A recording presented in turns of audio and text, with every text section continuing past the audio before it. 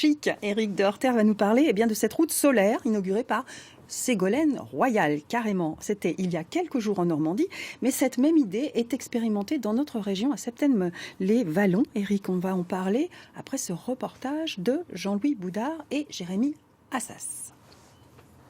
Ceci est un panneau photovoltaïque, un panneau solaire d'un type totalement nouveau.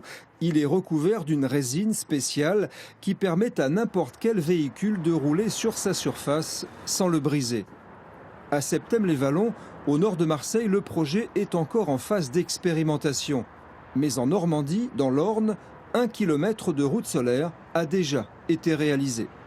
Pour conférer à ce module photovoltaïque ses propriétés routières, nous allons étaler une résine qui est mêlée avec des grains de verre et qui vont lui donner, comme vous voyez ici, des propriétés d'adhérence pour ne pas déraper.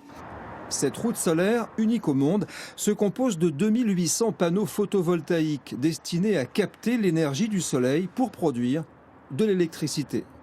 Il y a à l'intérieur de la route, sous les modules, des saignées avec des câbles.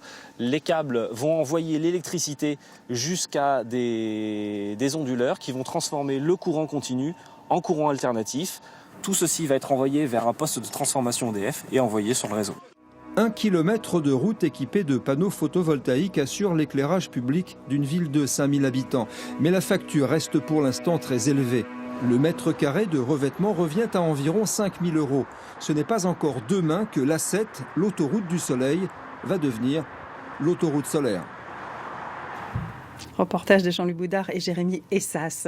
Éric de Horter, vous y croyez, vous, à ça ? Je pense que c'est pas pour demain, non.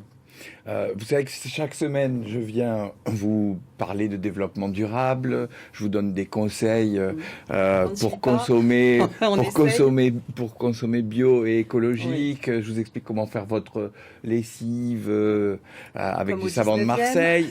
Au niveau mode et vêtements, moi, je fais attention. Oui. Vous voyez, aujourd'hui, je porte une chemise en laine de mérinos d'Arles de la région, de chez Longoma. Il y a un jean en coton bio de chez 1083, puisqu'on parle mode aujourd'hui. Et puis je vois bien que vous me regardez toujours un peu d'un air gentil, en disant bon, celui-là il est un peu jusqu'au boutiste. Je le pense. Voilà. Mais, bon, mais en réalité, pour moi, c'est pas une religion, et il n'y a pas, par exemple, le solaire c'est très bien, et puis la preuve. Là, je vais vous donner trois exemples pour lesquels, à mon avis, on va pas dans la bonne direction. Route, c'est le cas de le dire. On fait fausse route.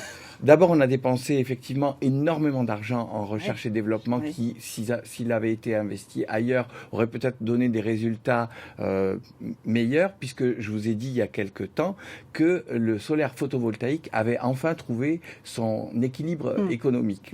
Sauf que, si vous vous rappelez bien, je vous ai dit que si on oriente les panneaux en fonction de la saison pour qu'ils soient bien perpendiculaires par rapport aux rayons du soleil, on optimise, mais à condition qu'ils soient plus sur le toit, mais dans la cour. Et si on est en extérieur dans la cour, il y a de l'air qui circule derrière. Et l'été, quand il fait très chaud, la ventilation des panneaux fait qu'ils produisent 10% en plus. Ce qui fait qu'avec ce système-là, évidemment, on aura 40% de production électrique en moins par rapport aux solutions que je vous ai données.